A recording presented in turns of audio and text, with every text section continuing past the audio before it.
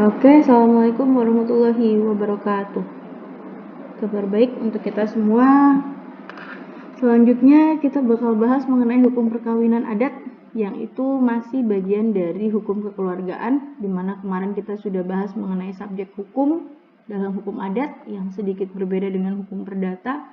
Kemudian juga kita sudah bahas pentingnya anak dalam hukum adat, dimana untuk seorang yang sudah menikah itu sudah suatu keharusan kalau dia harus mempunyai anak, dan kalau sampai tidak punya anak tentu saja mekanisme adopsi seperti menjadi sebuah keharusan.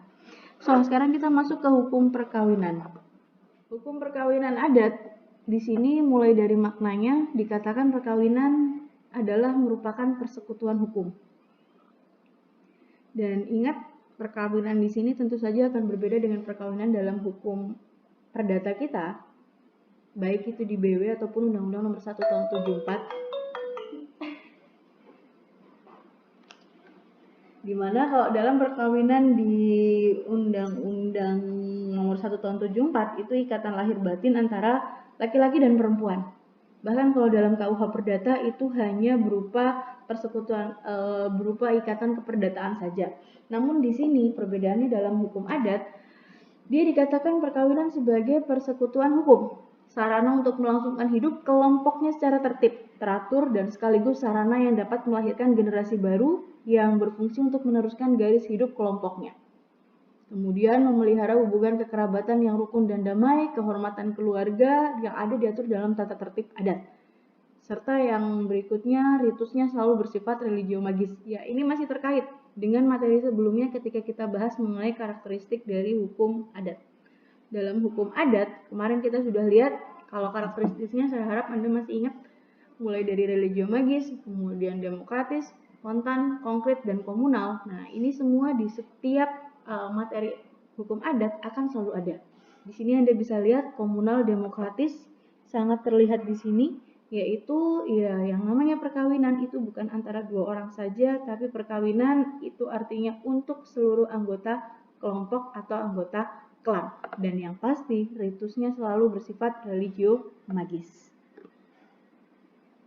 Kemudian untuk tadi ritus religio magis, kalau menurut Hazairin di sini rentetan perbuatan magis untuk menjamin tujuannya ya adanya ritus-ritus seperti itu. Yang pertama, ketenangan, kebahagiaan, dan kesuburan. Sementara kalau Van Gennep di sini rites the passage, di sini ada beberapa bagian, 3, rites the separation, rites the merge, rites the aggregation. Untuk rites the separation di sini upacara perpisahan dari status semula. Anda bisa bayangkan menikah dari awalnya Anda single, kemudian Anda menjadi double. Oke, maksud saya bukan double. Maksud di sini adalah Anda akan mengakhiri masa lajang Anda. Kemudian di sini upacara perjalanan status yang baru.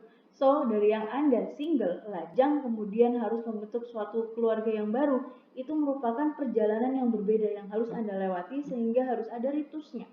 Kemudian yang terakhir, rites the aggregation, suatu upacara penerimaan dalam status yang baru. Ya, Anda akan diterima sebagai bagian orang-orang yang telah membentuk keluarga, yang sebelumnya Anda masih bagian dari keluarga asal Anda. Nah, maka di sini rites the passage-nya atau di sini contoh yang bisa saya sampaikan dalam upacara adat perkawinan yang ada di Jawa.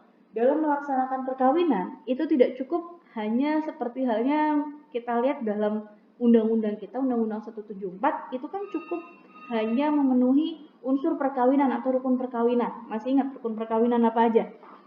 Oke, saya ingatkan lagi rukun perkawinan yang paling penting adalah 1, mempelai ya teman-teman. Jangan lupa mempelai. Jadi ada mempelai pria, mempelai wanita, kemudian jangan lupa juga berikutnya harus ada wali. Setelah wali, kemudian ijab kabul dan saksi. Saksinya agak lewat. Ya, 5 itu saja sudah cukup. Sementara ketika kita masuk dalam adat perkawinan atau kita masuk di sini adalah ritus dalam perkawinan adat, ini ada berbagai prosesi yang harus dilewati. Tidak bisa hanya memenuhi 5 unsur tadi kemudian sah. Itu iya, secara hukum iya, tapi bagi masyarakat itu belum bisa. Jadi di sini contoh yang pertama ketika dalam acara adat Jawa dalam perkawinan, yang pertama ada yang namanya nyantri. Nyantri which is mean itu seorang mempelai pria, dia sudah mendatangi keluarga mempelai wanita. Dia akan tinggal di sekitar rumah mempelai wanita yang di sini dianggap sebagai nyantri. Dan setelah itu pada malamnya dia akan membawa keluarganya untuk membawa mungkin yang paling gampang Anda pahami sejenis seperti seserahan, penyerahan petujuan. Dan pada saat itu juga besoknya itu akan diadakan yang namanya upacara siraman di tempat yang berbeda. Bagi perempuan malamnya dilanjutkan dengan midodareni. Kemudian ketika sudah dilaksanakan, mungkin kalau di sini ada perpaduan budaya, ketika perkawinan sudah dilaksanakan, ijab kabulnya tadi sudah dilaksanakan, maka langkah berikutnya adalah ada upacara yang namanya panggih. Ya, sebenarnya videonya Anda bisa bakal banyak cari di YouTube. Panggih pengantin itu dimana ya di saat mempelai pria datang menjemput mempelai wanita, upacara-upacara adat yang ya mungkin buat Anda nggak make sense, begitupun pengalaman saya juga nggak begitu make sense, tapi itu hal yang wajib dijalani bagi masyarakat Jawa.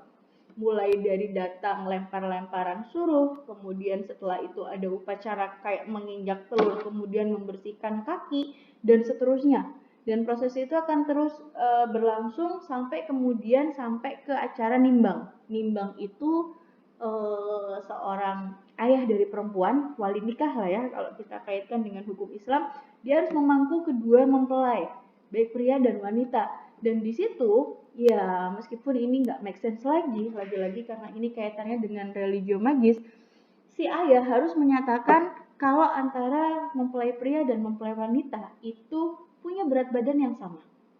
Walaupun kalau Anda bayangkan saya dengan suami saya itu berat badannya sangat jauh berbeda, tapi ritus ini mewajibkan seorang ayah itu mengatakan beratnya sama. Asumsinya adalah ketika dia menjadi menantu itu artinya sudah menjadi anak. Maka tidak boleh seorang ayah itu hanya membela anaknya saja tapi tidak membela menantunya. Statusnya disamakan. Lanjutannya ada yang namanya sungkem. Ya, tidak perlu saya jelaskan ya. Sungkem, dahar kembul itu ya makan-makan bareng. Biasanya upacara sebelumnya mungkin Anda pernah lihat acara yang ada ingkung kemudian mempelai pria dan wanita saling mengambil kakinya nanti bagian mana yang paling besar.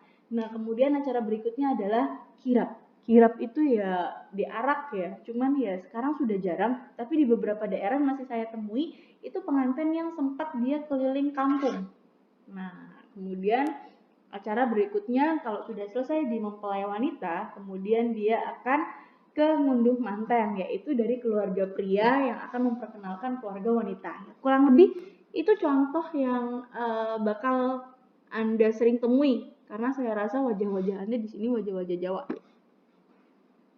Nah, kemudian setelah upacara atau ritus yang religio magis tadi, kita akan beranjak ke sistem perkawinan yang ada di masyarakat Indonesia. Ada 3 jenis sistem perkawinan, mulai dari endogami, kemudian eksogami, dan elektrogami.